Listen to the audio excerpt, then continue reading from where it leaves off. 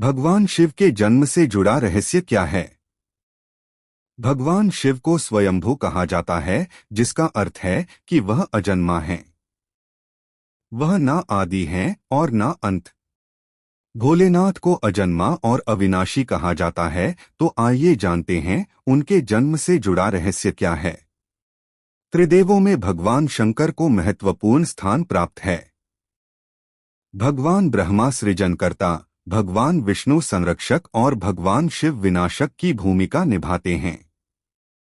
त्रिदेव मिलकर प्रकृति के नियम का संकेत देते हैं कि जो उत्पन्न हुआ है उसका विनाश भी होना तय है। इन त्रिदेव की उत्पत्ति खुद एक रहस्य है। कई पुराणों का मानना है कि भगवान ब्रह्मा और भगवान विष्णु शिव से उत्पन्न हुए। हालांकि शिव भक्तों के मन में सवाल उठता है कि भगवान शिव ने कैसे जन्म लिया था। कहा जाता है कि भगवान शिव स्वयंभू है, जिसका अर्थ है कि वह मानव शरीर से पैदा नहीं हुए हैं। जब कुछ नहीं था तो भगवान शिव थे, और सब कुछ नष्ट हो जाने के बाद भी उनका अस्तित्व रहेगा। भगवान शिव को आदिदेव भी कहा जाता है, जिसका अर्थ हिंदू माइथोलॉजी में सबसे पुराने देव से है।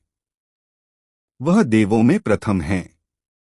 हालांकि भगवान शिव के जन्म के संबंध में एक कहानी प्रचलित है। भगवान ब्रह्मा और भगवान विष्णु के बीच एक बार बहस हुई। दोनों खुद को सर्वश्रेष्ठ साबित करना चाह रहे थे। तभी एक रहस्यमय खंभा दिखाई दिया। खंभे का ओर दिखलाई नहीं पड़ रहा था। भगवान ब्रह्मा और विष्णु को एक आवाज सुनाई दी और उन्हें एक दूसरे से मुकाबला करने की चुनौती दी गई। उन्हें खंभे का पहला और आखिरी छोर ढूंढने के लिए कहा गया। भगवान ब्रह्मा ने तुरंत एक पक्षी का रूप धारण किया और खंभे के ऊपरी हिस्से की खोज करने निकल पड़े। दूसरी तरफ भगवान विष्णु ने वराह का रूप धारण किया और खंभे के आखिरी छोर को ढूंढने निकल पड़े। दोनों ने बहुत प्रयास किए, लेकिन असफल रहे। जब उन्होंने हार मान ली तो उन्होंने भगवान शिव को इंतजार करते हुए पाया।